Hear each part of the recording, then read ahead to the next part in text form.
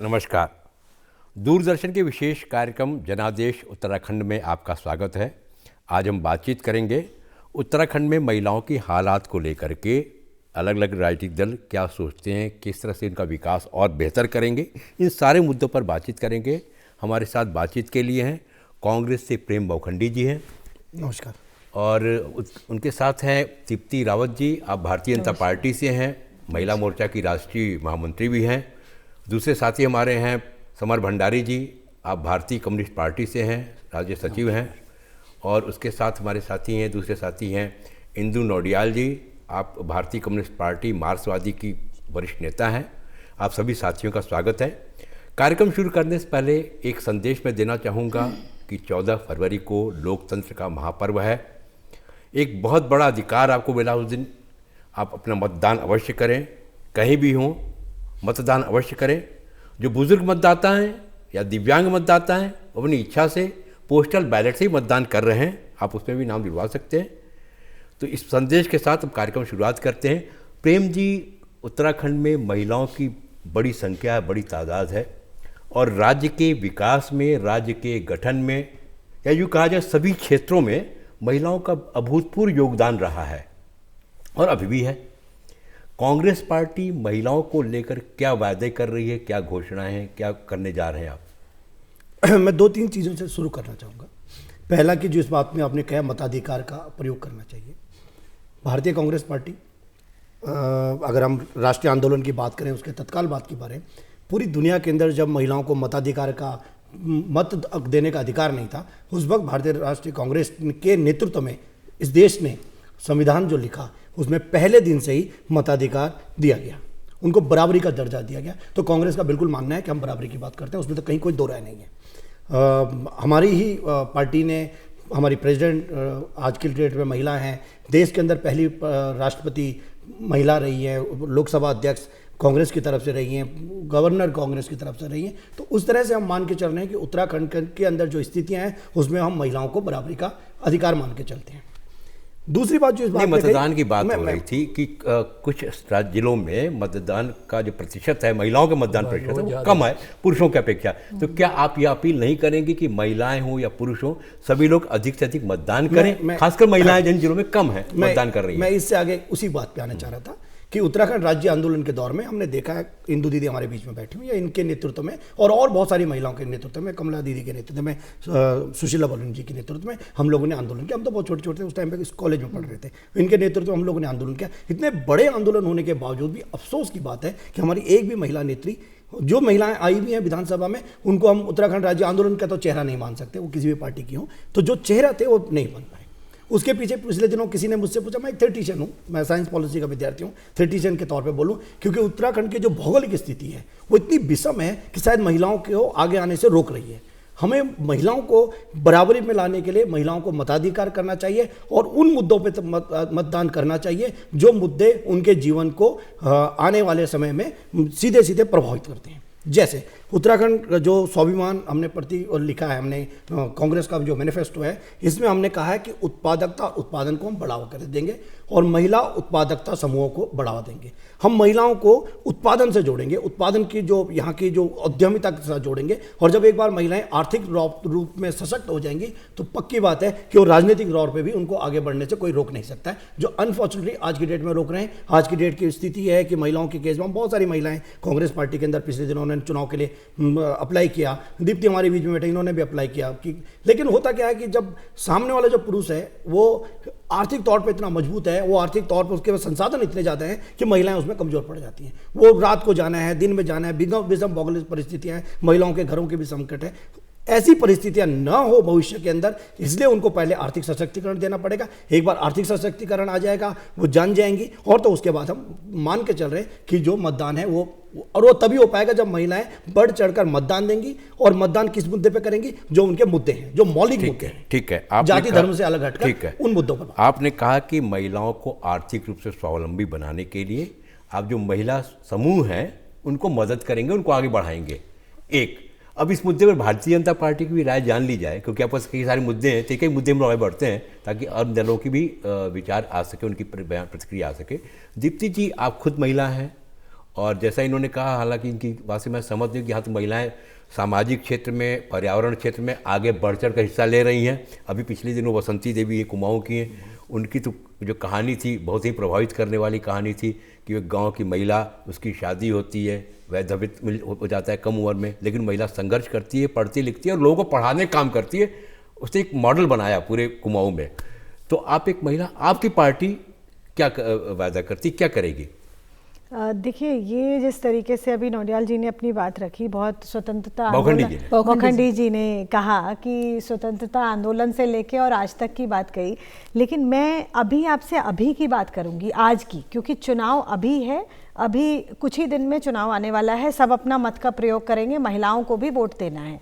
तो देखिए, हम कौन सी ऐसी पार्टी है जो इतने सालों से राज कर रही है इस देश पर? 60 साल से ज़्यादा कांग्रेस पार्टी रही, लेकिन कभी उन्होंने ये सोचा कि यहाँ पर महिलाओं की जो एक बहुत छोटी मूलभूत सुविधा जिसकी ज़रूरत उसको है, वो उसको एक शौचालय की ज़रूरत है, वो उसको ज़रूरत हो सकती है, उसके बारे में कभी किसी ने सोचा?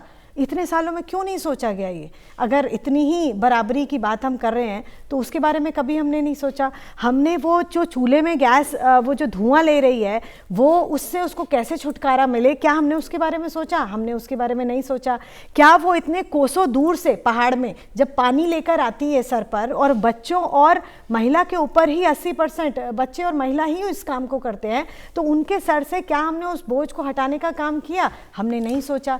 हमने घास लेकर जो दूर दूर से आती है हमारी घसियारी बहनें, तो उनके बारे में हमने सोचा कि उनके बोझ को हम कम करें, उनके घास के जो बड़े बड़े जो गट्ठे वो लेके आती हैं उनको हम कम करें, उसके बारे में हमने नहीं सोचा। हम केवल महिला के बारे में बात कर रहे हैं, लेकिन उसकी जो दशा है और पहाड़ जैसा जीवन वो पहाड़ में जीती है, उसके बारे में तो हम बात करते ही नहीं है। कांग्रेस पार्टी उसके बारे में कभी सोचती नहीं है। और दूसरी बात, दूसरे प्रदेशों में जिस तरीके से बात करना, कहना कि लड़की हूँ, लड़ सकती हूँ, 40% आरक्षण, इस तरह की केवल बातें करना और उसके ऊपर कोई काम ना करना, वो पार्टी ने किया है। और आप देखिए कि किस प्रकार से कांग्रेस की, आज पूछिए कि कितनी महिलाओं को टिकट मिला है, आप ये बताइए कितनी महिलाएं लड़ रही हैं। यहाँ कम से कम भारतीय जनता पार्टी ने 10% से ज़्यादा महिलाओं को प्रतिनिधित्व दिया है, उनको चुनाव लड़वाया है। मुझे लगता है कि इससे और ज़्यादा होना चाहिए, क्योंकि हमारा जो वोट प्रतिशत है वो इससे कहीं ज़्यादा है, लेकिन कहीं ना कहीं आगे बढ़कर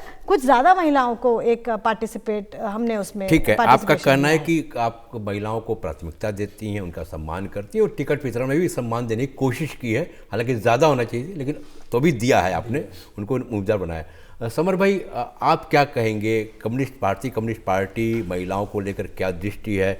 चुनाव में किस ढंग से आपने उम्मीदवारी तय की है, क्या कहेंगे आप? देखिए, ऐतिहासिक भूमिका रही है महिलाओं की उत्तराखंड को बनाने में। जो ऐतिहासिक राज्य आंदोलन 1994 के लड़ा गया, उसके अग्रिम मोर्चे पर महिलाएं रहीं, और उस संघर्ष जब थक गया था, पीठ दिखा रहा था, ऐसे क्रूशियल टाइम पर महिला संघर्ष में आगे आई और उन्होंने उत्तराखंड राज्य का निर्माण कराया। हंसा धनाई, बेलमती चौहान, उनकी शहादत मसूरी गोली कांड में हुई। यही नहीं, इस प्रदेश के अंदर शराब विरोधी आंदोलन रहा हो, चिपको जैसा मूवमेंट रहा हो, उसमें महिलाओं की ऐतिहासिक भूमिका रही है।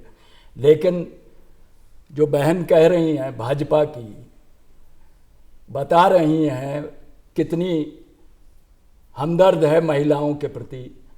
पिछले 5 सालों से ये सत्ता पर हैं, पहले भी सत्ता में बैठी है ये 5 साल, लेकिन महिलाओं की जो संकट ये बता रहे हैं, वो संकट बद से बदतर हुआ है। इस प्रदेश के भविष्य की बात नहीं की जा सकती है अगर महिलाओं को केंद्र में इस प्रदेश के अंदर योजनाओं का निर्माण नहीं होगा, आर्थिकी का निर्माण नहीं होगा।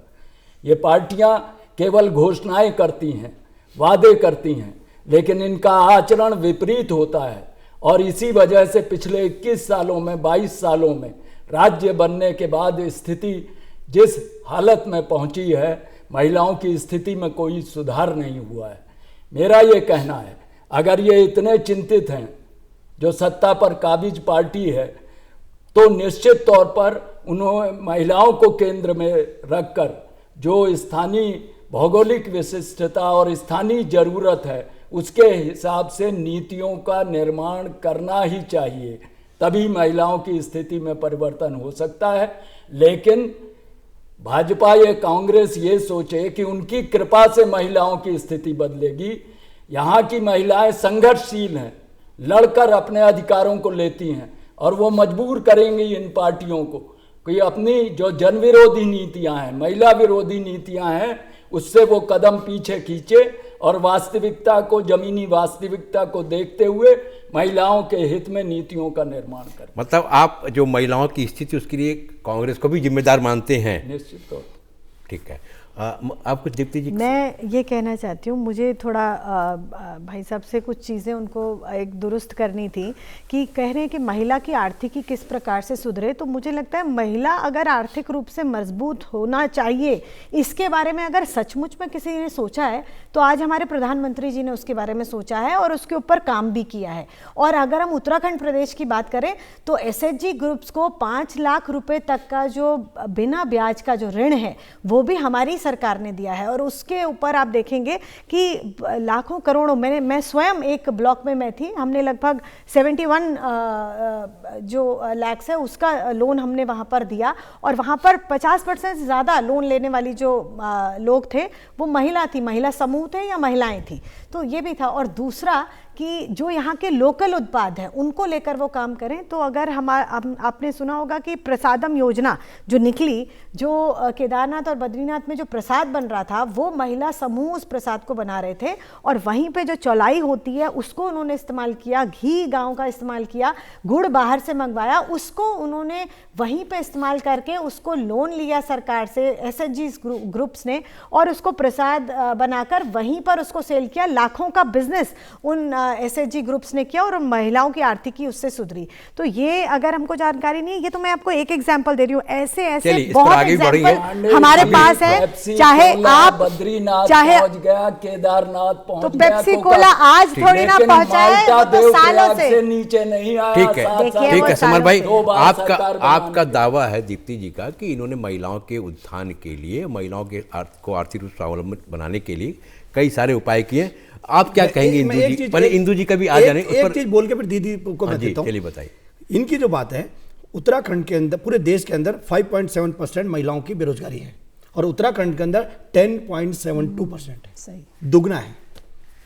चलिए, हाँ इंदु जी बताइए। असल में 21 साल हो गए उत्तराखंड बने, और जो बहुत उम्मीदें एक आंदोलन को थी, उन उम्मीदों में बिल्कुल ये खरे नहीं उतरे हैं। दूसरा क्या है कि जब रोजगार की बात होती है, अभी के बजट में मनरेगा का बजट काट दिया गया, मतलब ये बहुत दुर्भाग्यपूर्ण बात है। दूसरा क्या है कि महिला हिंसा के सवाल पर महिलाओं का बजट में भी कटौती हुई है, और ये मैं समझती हूँ कि अभी कोरोना काल के अंदर भी ये जो महिला आयोग है या तमाम इकाइयाँ हैं वो बिल्कुल अपाहिज बनी रही। महिलाओं पे हिंसा भी बढ़ी है, बढ़ती महंगाई ने और बेरोजगारी ने घरेलू हिंसा के साथ साथ और हिंसाओं को भी बढ़ाया। खुद इनके जो नेता हैं उसमें इन्वॉल्व रहे तो और किसको क्या न्याय? नहीं, मेरा यह सवाल है कि जो इन्होंने दावे किए सरकार की ओर से कि सरकार ने इस सारी की योजनाएं चलाई कई तरह की, क्योंकि आप भी पर्वतीय अंचल से ही आती हैं, जैसे इन्होंने बताया प्रसाद के बारे में, प्रसादम योजना बताई, एसएचजी के बारे में बताया कि स्वयं सहायता समूह जो महिलाओं का है वो स्थानीय उत्पाद के जरिए अपनी आर्थिक स्थिति को सुधार रहा है, काफ़ी कुछ उत्पाद पैदा करे। इस पर क्या कहना है आपका? इस पर मेरा ये कहना है कि अगर ये प्रसादम योजना है तो ठीक है, वो अच्छे ढंग से चले। दूसरा क्या है कि दूसरे जो स्वयं सहायता समूह, मैं तो कई बार स्वयं सहायता समूह की महिलाओं के बीच में रहती हूँ, मेरी तो जिंदगी बीत गई उनके बीच में, तो उसके अंदर भी बहुत सारी गड़बड़ झाले हैं, बहुत सारे भ्रष्टाचार और बहुत सारी दिक्कतें, जो सब बातें यहाँ पे कही नहीं जा सकती। तो उसको सही मायने में कॉन्क्रीट रूप में जमीन पर उतरना चाहिए। मतलब उसमें आप चाहती हैं और सुधार होने की ज़रूरत है। वाखंडी जी, आपने बताया कि महिलाओं के लिए आप क्या कर रहे हैं, कई सारी बताई आपने जानकारी, और क्या वायदे हैं? जैसा दीप्ति ने कहा कि वायदे तो हैं लेकिन दिखाई नहीं पड़ रहा है। आपकी सरकार रही है पिछले दिनों, अब क्या करने जा रहे हैं? मैं 2-3 चीज़ों से करूँ। एक, जो इन्होंने वो दावे किए वो झूठे हैं। 2 किलो भी अगर ये बता दें कि केदारनाथ में प्रसाद बंटता है तो मैं कल से सामाजिक जीवन के काम छोड़ दूंगा। 2 किलो भी नहीं, बटना मतलब समझा नहीं। जो लोकल एसएचजी बनाती आप है। जाइए, मैं आपको मैडम पता मैं लग जाएगा। वहीं रहता आप हूँ, वही जाइए, काम करता आपको हूँ। पता लग जिस जाएगा। ऑर्गेनाइजेशन की आप बात कर रही हैं उस ऑर्गेनाइजेशन के लिए मैंने असेसमेंट किया है आईफेड की तरफ से, और उस 2 किलो से ज्यादा नहीं बन रहा है। 2 किलो ज्यादा की बात। चलिए, आप सुन लीजिए पहले, अभी मैं आगे दूसरी बात बताता हूँ। महिला मशरूम के सशक्तिकरण, काम हो रहे हैं, महिला प्रीति सशक्तिकरण के भंडारी लिए और बहुत सारे लोग अच्छे काम कर आपने रहे हैं। प्रसादम की बात करी, मैंने प्रीति भंडारी की बात नहीं और करी कि चीजों 2 से किलो भी से बात तीसरा किलो नहीं बना। इनको पता भी नहीं है कि चौलाई कहाँ चलिए, होती है। मतलब एक आपने दूसरी जो बात, उनकी प्रसादम योजना उससे इनकार किया, बिल्कुल उस पर काम नहीं झूठ हुआ, है। आपका 2 ये किलो से कहना, आपका ये तीसरा किलो कहना। नहीं बना। आप दूसरी क्या बात, करेंगे ये बताइए। दूसरी बात मैं और बता दूं, महिला सशक्तिकरण कोई हवा में उड़ने वाली चीज नहीं है, उसके लिए कुछ चीजें करनी पड़ेंगी। मिसेज गांधी ने 1976 में आईसीडीएस प्रोजेक्ट लाई थी। महिलाओं की सबसे बड़ी दिक्कत ये थी कि बच्चों को कौन संभालेगा। अगर उसको 3 घंटे कहीं जाना है, अपने काम धाम पे जाना है, उसको पढ़ाई लिखाई करनी है, उसको कॉलेज पढ़ाने जाना है, वो स्कूल पढ़ाने जाना है, तो करेगी क्या? तो सरकार तो पहली सरकार आखिर आपने कितने खोले सेंटर आईसीडीएस का जो कार्यक्रम है इस देश के अंदर महिला सशक्तिकरण का सबसे मजबूत कार्यक्रम है, मिसेस गांधी ने दिया 1976 में। आज की डेट में 14 लाख आंगनवाड़ियों में लगभग 30 लाख महिलाएं, वो महिलाएं जो साधारण परिवारों से 10वीं 5वीं 12वीं पास हैं, वो काम कर रही हैं। उस 14 लाख आंगनवाड़ियों में नहीं भी होंगे तो लाखों बच्चे जाते हैं, उनका वजन नापा जाता है। वो आईसीडीएस प्रोग्राम को और बेहतर करने की जरूरत है। वो 40 साल 45 साल पुराना प्रोग्राम हो गया, लेकिन वो प्रोग्राम कांग्रेस पार्टी का था। आज की डेट में हम उसको रिव्यू करने की बात कर रहे हैं। हमने इस वादा किया है कि हम उसको रिव्यू करेंगे, और हम उन महिलाओं की भी बात करने जा रहे हैं, क्योंकि 1976 में स्थिति डिफरेंट थी, आज डिफरेंट हो गई। आज महिलाएं 8-8 घंटे के लिए 10-10 घंटे के लिए काम करने जाती हैं। आपके दूरदर्शन में बहुत सारी महिलाएं आती होंगी जो 8-10 घंटे, यहाँ 8 घंटे की शिफ्ट के बाद मान के चलिए टोटल आने जाने में मिला के 10 घंटे लगता है। ऐसे क्रैच बनाने की जरूरत है जहां महिलाएं अपने बच्चों को सुरक्षित छोड़ सकें, वो हम बनाने की हमने कल्पना की है। हमने 40% पुलिस में और 40% सरकारी नौकरियों में महिलाओं को आरक्षण देने की बात करी है उत्तराखंड के अंदर। एकल महिलाओं के मामले में हमने कहा है कि एकल महिलाओं को अगर गांव से डिस्ट्रिक्ट हेडक्वार्टर में आना पड़ता है तो उनको बहुत दिक्कत होती है। हम उनके लिए महिला छात्रावासों की बात करी है। हमने कहा है कि जिन महिलाओं को मैं पिछले दिनों ढूंढा गया था, तो वहाँ एक लड़की नई वीडियो बनी थी, उससे मैंने पूछा, वो कह रही कि नई जगह जाने के बाद सबसे बड़ी समस्या होती है कि पहली रात कहाँ रहेंगे। उनके लिए हमने ये छात्रावास की बात करी है, ये वर्किंग वुमेन हॉस्टल की बात करी है। हमने पुलिस के अंदर 40% महिलाओं के, हम 7 ऐसे डिपार्टमेंट आइडेंटिफाई करने जा रहे हैं सिर्फ जिसमें सिर्फ महिलाएं काम करेंगी। हम हर ब्लॉक में एक नोडल ऑफिसर की बात करने जा रहे हैं जो महिला होगी। हम विधवा पेंशन एक बहुत छोटी सी चीज़ है। मैंने राज्यसभा टीवी की तरफ से एक बार मैं एक प्रोग्राम बना रहा था, एक महिला कह रही है कि मैंने 2 साल से अप्लाई कर रखा है और मुझे विधवा पेंशन जैसी साधारण चीज़ नहीं मिल पा रही है। हमने इसमें कहा है कि जिस दिन उस महिला के पति की चिता जलेगी उस दिन से उसकी पेंशन लागू हो जाएगी, और पेंशन लागू कराने की जिम्मेवारी सरकारी अधिकारी की होगी। उस महिला को अप्लाई नहीं करना है, वो हम करने जा रहे हैं। ठीक है, आपने इतनी सारी योजनाएं गिना डाली, इतने सारे काम गिना डाले, इतने सारे वादे गिना डाले, क्या कहेंगी दीप्ति जी इनके मैं वादों और खंडे घोषणाओं जी से पूछूंगी कि इन्होंने टिकट क्यों नहीं दिया महिलाओं को। मतलब इस बार इतनी ये सब योजनाएं हम करना चाहते हैं, लेकिन पार्टी ने ये समझा नहीं, इस लायक नहीं समझा कि महिलाएं लड़ें, चुनाव लड़ सकती हैं या कुछ जीत के आ सकती हैं। वहाँ क्यों प्रतिनिधित्व नहीं मिला जो बाकी जगह हम वादे कर। ये राजनीतिक प्रतिनिधित्व की बात कर रहे हैं कि कांग्रेस पार्टी वो ने क्यों नहीं राजनीतिक प्रतिनिधित्व कितना % दिया, कितना महिलाओं को टिकट दिया? मैंने आपको कहा ना कि शुरू में मैंने एक बात कही कि उत्तराखंड की जो भौगोलिक स्थिति है, जो भौगोलिक परिस्थिति है, उस भौगोलिक परिस्थितियों में बहुत सारी महिलाओं के अंदर क्षमता है, वो आगे आना चाहती हैं। पंचायतों में उन्होंने बेहतरीन काम किया, वंडरफुल काम किया कुछ पंचायतों ने। अनफॉर्चुनेटली उत्तराखंड के अंदर वो परिस्थितियां नहीं हो पा रही कि वो पुरुषों को क्या बीट कर पा रही हैं। हम इस बात को मान के चल रहे हैं कि फिजिकल रूप से उनकी कुश्ती थोड़ी ना करानी है हमको कि बीट करना है। आपको चुनाव में लड़ना है। बहुत बड़ी बात देखिए, हम मान के चल रहे हैं आप जब कि वो स्कूल में पढ़ती हैं, जब कॉलेज में पढ़ती हैं, तो वो टॉप कर रही हैं, लेकिन वो चुनाव लड़ेंगी तो वो नहीं टॉप करेंगी। ये आप कैसे कह सकते हैं कि हम आप लड़ाइए तो वो बीट करेंगी, आप कैसे कह रहे हैं हम बीट नहीं कर पा रहे? दोनों को एक बात कहना चाहती हूँ कि चुनाव का की जो प्रक्रिया इतनी महंगी कर दी। आप दोनों सत्ता में हैं, कहीं ना कहीं है, और मतलब सेंटर में भी बहुत रहे। क्यों ना इसको सस्ता किया जाए, क्यों ना इसको ऐसी व्यवस्था की जाए कि हर गरीब व्यक्ति उस चुनाव को लड़ सके, क्योंकि वो पीड़ा वहां तक नहीं पहुंचती है एसी में बैठे हुए लोगों के पास। वो जो जमीन पे काम कर रही है एक औरत, वो जो मोहल्लों में और गलियों में एक औरत है, वो जो शाम के लिए रोटी का जुगाड़ कर रही है, उसकी आवाज वहां तक पहुंचे। उस पीड़ा को पहुंचाने के लिए वहां से जो औरत आएगी वही उस आवाज को उठा सकती है। ये मेरा आप दोनों पार्टियों को कहना है। आपने महिला प्रतिनिधित्व की बात की कि दोनों पार्टियां जो बड़ी पार्टियां हैं और यहाँ तो बारी बारी सत्ता में रह रही है, हालांकि हालात बदलते भी रहे, इतिहास बदल भी रहा है काफ़ी कुछ, और केंद्रीय सरकारें दोनों पार्टियों की हैं, पहले भी रही हैं, अलग अलग राज्यों में भी सरकारें लोगों की, तो आपका कहना है कि राजनीतिक प्रतिनिधित्व, रिप्रेजेंटेशन इन पॉलिटिक्स किस तरह प्राथमिकता के आधार दी जा रही है दोनों पार्टियों द्वारा? समर जी, आप क्या कहेंगे? ये बड़ा महत्वपूर्ण मुद्दा है। नहीं, मेरा ये कहना है, यहाँ आंगनबाड़ी है, आशा है, भोजन माता है, महीनों से सड़कों पर खड़ी हुई हैं, महिलाओं पर इतनी चिंता जाहिर कर रही हैं, लेकिन उनकी बद से बदतर हालत है। वो लगातार सड़कों पर रहती हैं, लाठियाँ खाती हैं, हाय हाय करती हैं, चाहे वो पहले कांग्रेस की सरकार रही हो या आज भाजपा की सरकार हो। आपने कहा कि जो कि दोनों ही पार्टियां जो हैं रही हैं, दोनों ही पार्टियों की स्थिति की जब सरकारें रही हैं, मैंने तो जो भोजन माता हैं या आंगनबाड़ी वर्कर्स, उनकी उपेक्षा की कैसा आपका आरोप है? मोहन बखंडी जी क्या कहेंगे? इनका बात तो आरोप बड़ा जबरदस्त है इनका, क्या कहेंगे? आपकी सरकार भी आपकी सरकार रही है, तिवारी जी सरकार रही, उसके बाद हरीश रावत जी की सरकार रही, फिर बहुगुणा जी की सरकार, कांग्रेस 2 टर्म रही यहाँ पे। देखिए, अगर पहली सरकार का असेसमेंट आप करेंगे, पहली सरकार बन रही थी इस राज्य में, उस वक्त पूरा इंफ्रास्ट्रक्चर क्रिएट किया जा रहा था, उस वक्त पूरा सिस्टम क्रिएट किया जा रहा था, वो एक सफल सरकार रही है। राजनीतिक अस्थिरता 2000, ऐसे तो भारतीय जनता पार्टी जिस दिन पहले दिन नित्यानंद स्वामी जी बने थे, उसी दिन से राजनीतिक अस्थिरता शुरू हो गई थी। तो राजनीतिक अस्थिरता जो बीजेपी ने क्रिएट करी 2007 के पहले, उसको आपने आगे बढ़ा दिया? नहीं, हम कभी नहीं बढ़ाया। 2007 के बाद 12 तक में 3 मुख्यमंत्री इन्होंने बदल दिए, 12 के बाद हमारा एक मुख्यमंत्री ठीक ठाक चल रहा था, उसको इन्होंने वो गिरा दिया। आरोप आपका इन पर ही है? ऑफकोर्स इनका है, क्योंकि जिस तरह से उस वक्त पैसा, जिस तरह से उस वक्त पैसा चला गया, जिस तरह से जो काम किया, खरीद फरोख्त चली गई है, धमकी दी गई है, उस सब की प्रोसेस तो आपने देख लिया।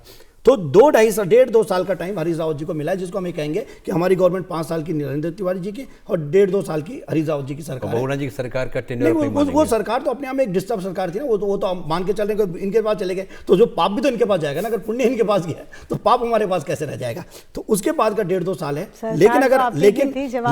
लेकिन आज जो हरीश रावत जी की सरकार ने जिस तरह से भोजन माताओं की बात, एकल महिलाओं की बात आपने सुनी है कभी किसी राजनीतिक दल ने कही हो? ये पहली बार हरीश रावत जी की सरकार में एकल महिलाओं का मुद्दा उठा है। उसके पीछे भी एक हिस्ट्री है, क्योंकि मैं एक कार्यक्रम बना रहा था, उस कार्यक्रम के तहत मुझे कुछ एकल महिलाओं के बारे में पता चला, और तब मैंने पहली बार एकल महिलाओं के कार्यक्रम को लेकर हरीश रावत जी से बात करी और उसको चुनावी एजेंडा में डाला। उसके बाद 2017 के बाद मैं आपको बता दूं, जितने भी कांग्रेस के घोषणा पत्र बनते, क्योंकि ज्यादातर घोषणा पत्रों में लिखने का काम मैं कर रहा हूं, तो ये भी मैंने लिखा है, तो हर में एकल महिलाओं के मुद्दे को मैं मजबूती के साथ रखता हूं, और एकल महिलाओं के मुद्दे को मैं कहता हूं उनके रहने की व्यवस्था, अगर उनको डिस्ट्रिक्ट हेडक्वार्टर, स्टेट हेडक्वार्टर में आ रहे हैं तो उनके लिए ऐसी व्यवस्था, सुरक्षित व्यवस्था होनी चाहिए कि वो मिल जाए। घोषणाओं को जमीन पर उतारने पर ज्यादा जोर देंगी ये 2 पार्टियां, तो मुझे लगता है ये चर्चा की जरूरत नहीं। मुझे लगता है कि घोषणाओं को जमीन पर उतारने की जिम्मेवारी विपक्षी दलों की ज्यादा हो जाती है, कि वो लगातार सरकार को कहते रहे, उन्होंने घोषणा पत्र पढ़ाओ कि point number 1, point number 2, point number 3, point number 4, इसका क्या हुआ है? इनका आरोप है कि मित्र विपक्ष हो जाता है। नहीं, हम अगर ये मान के चल रहे हैं कि भारतीय जनता पार्टी और कांग्रेस मित्र भी होती है, तो लेफ्टिस्ट क्या कर रहे होते हैं? सड़कों में लड़ रहे होते हैं, यही तो काम है, लड़ना ये तो काम है। तो यही आपको एक एक एजेंडा को पकड़ के इसको आगे बढ़ाना चाहिए, एक एक एजेंडा को लेकर। दीप्ति जी, आप राजनीतिक अस्थिरता को लेकर बखंडी जी का आरोप था आप पर, क्या कहेंगे आप? देखिए, राजनीतिक अस्थिरता नहीं है, हमारी सरकार आ नहीं रही थी या जा नहीं रही थी, हमारी सरकार बनी हुई थी। हमारे यहाँ सिर्फ रोल बदला है व्यक्ति का, वो यहाँ किसी का भी कभी भी बदल सकता है। आप आज असिस्टेंट एडिटर हैं, किसी दिन आप डायरेक्टर हो जाएंगे, आप कहीं और पोस्टिंग हो सकती है आपकी, आप देहरादून है, आपको हो सकता है आपको दिल्ली पोस्टिंग कर दे दूरदर्शन, तो आपको जाना पड़ेगा। जनता के थोपने की बात है, जो बने हैं लोग वो चुने हुए लोग हैं, कहीं ऊपर से तो आए नहीं, वो उनको चुनकर ही भेजा है। और जो एमएलए होते हैं, जो विधायक हैं, उन्हीं में से आपका मुख्यमंत्री बनता है। तो कहीं और से नहीं आया, तो इसीलिए पार्टी ने जब वो समझा तब वो किया। लेकिन एक चीज मैं पूछना चाहूंगी कांग्रेस से कि अभी बहुत सारे, अभी आपने 1-2 मुद्दे बताए आपके घोषणा पत्र में, जिसको आपने प्रतिज्ञा पत्र मुझे लग रहा है उसका नाम दिया है, तो आपने वो 4 धाम 4 काम की बात तो करी नहीं, कि वो 500 रुपए का सिलेंडर की जो आप बात कर रहे हैं, या आप 5 लाख परिवारों को आप 40,000 रुपए सालाना देंगे। तो मैं तो ये पूछना चाहती हूँ, कांग्रेस पार्टी की सरकार ऐसा नहीं है कि पूरे देश भर में नहीं है, कई प्रदेशों में है, छत्तीसगढ़ में है और भी प्रदेशों में है, तो क्या हम वहां पर दे रहे हैं? क्या आप वहां पर 500 रुपए का सिलेंडर दे रहे हैं, जो आप यहाँ पे लोगों को ऐसे बरगलाने का काम कर रहे हैं? हर राज्य की अपनी अलग भौगोलिक और आर्थिक और सामाजिक परिस्थितियां हैं, उत्तराखंड की एक अलग भौगोलिक, आर्थिक और सामाजिक परिस्थिति है। उत्तराखंड के लोगों को हम कोई दान नहीं कर रहे हैं, मैंने बता दिया। ये उनका अधिकार है कि उनको सस्ता मिलना चाहिए। क्यों अधिकार है? क्योंकि हमारा 71% हिस्सा जंगलों में है। वो जंगल राष्ट्रीय संपत्ति है और राष्ट्र को ऑक्सीजन दे रहा है, राष्ट्र को पानी दे रहा है। हम जंगल नहीं काट रहे, इसलिए उस ग्रामीण का अधिकार है कि वो सरकार से अपना हक मांगे और वो कहे कि जो कि हम आपको लकड़ी के ऑक्सीजन दे रहे हैं, हम आपको ठंडा पानी दे रहे हैं, आपको शुद्ध हवा दे रहे हैं, हम आपकी वजह से विकास में पिछड़े हैं, इसलिए आप हमें दीजिए। मतलब आप राज्य पैसा जो ये लाएंगे वो ये ये केंद्र से ग्रीन मांगेंगे, मांगेंगे नहीं, मांगेंगे नहीं, अधिकार छीने, मांगेंगे नहीं, मांगेंगे नहीं, मांगेंगे नहीं, हमारा अधिकार है, मांगेंगे नहीं, अधिकार है, अधिकार है, अधिकार है, हम अपना अधिकार मांगेंगे। चलिए, आपका कहना है कि हालात ऐसे हैं कि महिलाओं को हम यहाँ दे रहे हैं, बाकी राजस्थान नहीं दे रहे, छत्तीसगढ़ से यहाँ देंगे क्योंकि हालात है, ऐसा इनका कहना है। और दीप्ति का कहना है कि भाई जो आपके पास पैसा है ही नहीं तो मदद लेनी पड़ेगी, तो पहले वहाँ की व्यवस्था की जाए। ग्रीन बोनस लेंगे ना, ग्रीन बोनस लेंगे, जैसा मतलब वही लेंगे तो फिर देंगे। नहीं, जंगल हम दे रहे हैं, केंद्र देंगे तो लेंगे। तो कहेंगे दिया समर भाई, आप क्या कहेंगे इनके इस मुद्दे पर? आखिरकार देना नहीं, मतलब मोदी जी हमारा ने ये कहना है कि उन्होंने कहा साहब आप कल तक कुछ थे, परसों कुछ हो जाएंगे, पर ये बड़ा आश्चर्यजनक है कि वही सिद्धांतों नीतियों की बात करते हैं, पार्टी बदलते ही उनकी बोली भाषा बदल जाती है। यहाँ तक कि मुख्यमंत्री के दावेदार और बड़े बड़े नेता, तो ये जो अवसरवाद, मौका परस्ती इन पार्टियों के चरित्र में घुसी हुई है, ये उत्तराखंड को बेहतर उत्तराखंड बनाने से रोकती है। नेताओं से नहीं, नीतियों से प्रदेश चलिए, बनता है। आप नीतियों से बदलती है। इंदु जी, महिलाओं का मुद्दा बड़ा गंभीर विषय है ये, खासकर उत्तराखंड के बारे में बात की, जहाँ की इतना त्याग बलिदान किया है महिलाओं ने। आप खुद सामाजिक क्षेत्र से जुड़ी हुई हैं, हालांकि राजनीति की सामाजिक से जुड़ी हैं। आप संक्षेप में क्या कहना चाहेंगी? अगर मान लीजिए कभी आपका दबाव बनता है, कभी स्थिति में आती है आपकी पार्टी या आपकी संस्था, संगठन, तो आप किस तरह के महिलाओं को तस्वीर देखना चाहेंगी? क्या कहना चाहेंगे आप? हम तो ये कहते हैं कि एक तो महिलाओं को रोजगार से जोड़ने की बात है। हमने कोरोना काल में भी देखा कि नरेगा बहुत महत्वपूर्ण एक योजना है, जिसमें उसका जो है वो मिलता है, जो मजदूरी मिलती है वो बढ़नी चाहिए, एक विषय और ये बढ़ना चाहिए। दूसरा क्या है कि इस महिलाओं को निर्णायक कमेटियों में उनकी भागीदारी होनी चाहिए। जैसे चुनाव के क्षेत्र में अभी पंचायतों में महिलाओं ने बहुत अच्छा करके दिखाया है। बहुत इन्होंने कहा कि प्रधानपति जहां उसे काम करने का स्वतंत्र मौका मिला, बेहतरीन काम उसने किया है। तो इन दोनों पार्टियों की जिम्मेदारी बनती है कि चुनाव प्रक्रिया को ऐसा बनाए कि ताकि अधिक से अधिक महिलाएं उसमें भागीदार हो सकें। अब ये शौचालय की शर्त लगा देते हैं, बच्चों की शर्त लगा देते हैं, तो ऐसे में महिला के पास अधिकार है क्या कि कितने बच्चे पैदा होंगे? वो तो घर का मुखिया तय करता है। इसी तरह से शौचालय ये दे नहीं पाए, हर घर नल की बात कर रहे हैं, पानी है नहीं। मतलब आपका कहना है कि एक बड़ी अच्छी इशू मुद्दा उठाया आपने कि जो जनसंख्या की बात की कि बच्चे ज़्यादा, इस तरह की बात है कि अगर महिलाएं जागरूक हो रही हैं, अच्छी बात है। और इस परिचर्चा में आप लोगों ने इतने अच्छे सारे अच्छे मुद्दे दिए, कांग्रेस की ओर से आपने कई सारे अच्छी घोषणाएं बताई, कुछ काम भी बताया। भारतीय जनता पार्टी की ओर से भी बताया गया कि महिलाओं को लेकर क्या किया कर रहे हैं, उज्ज्वला है, जल जीवन मिशन है, इनका जो स्वच्छता कार्यक्रम, इसकी चर्चा की। समर भाई, आपने ही बताया कि हाँ, केवल दोनों ही पार्टियां इस प्रदेश के लिए कहीं ना कहीं जिम्मेदारी बनती है, जो महिलाओं की स्थिति को बेहतरी के लिए इनका महत्वपूर्ण रोल है। आपने भी मुझे बताया कि कैसे बेहतरी हो सकती है। आप लोगों ने इतनी सारी जानकारी दी, इसके लिए आपको बहुत बहुत धन्यवाद। लेकिन एक और संदेश मैं कहूँगा कि चुनाव हो रहा है जी, जाहिर सी बात है, लोकतंत्र का महापर्व है, कोरोना का संक्रमण भी गया नहीं है। इसलिए जब भी हम चुनाव प्रचार में जाएं या जनसभाओं में जाएं, लोगों से संपर्क करें तो कम से कम दूरी बना के रखें और मास्क अवश्य लगाएं। साथ ही साथ अपने समर्थकों को, अपने लोगों को भी संदेश दें कि मास्क अवश्य लगाएं, क्योंकि कोरोना अभी गया नहीं है। ये कहा, इसलिए आप सबसे एक बार फिर ये आग्रह है कि आप संदेश के साथ अपना चुनाव प्रचार करें। किसकी जीत होगी, किसकी हार होगी, मतदाता तय करेगा और मुद्दों तय करेगा। आप लोग इस कार्यक्रम में आए, इसके लिए बहुत बहुत धन्यवाद। नमस्कार।